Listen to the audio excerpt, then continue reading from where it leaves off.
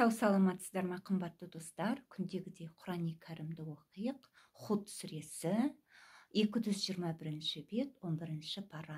Меккеде түскен 123 аят.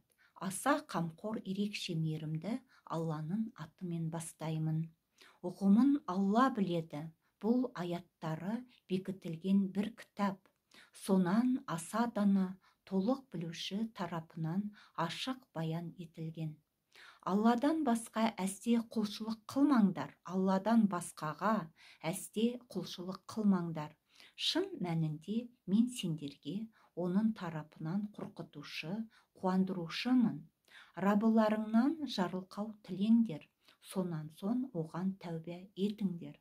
Ол сендерді белгілі бір мерзімге дейін көркем түрде пайдаландырады да, әрбір мәрхемет иесіне артық сыйлық береді.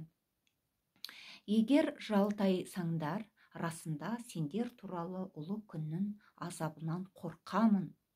Қайтар жерлерін Алла жақ. Ол әр нәрсеге күші жетуші. Естеріңде болсын, олар одан жасырыну үшін кеуделерін бұрады.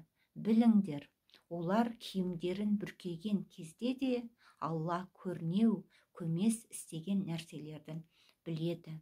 Расында ол көкіректегілерді толық білуші.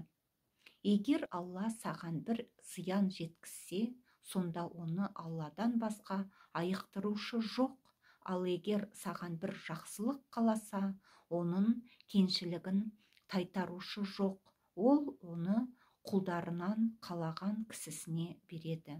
Ол өте жарылқаушы, ерекше мейірімді. Алла енді біреу адасса, өз зиянына ғана адасады.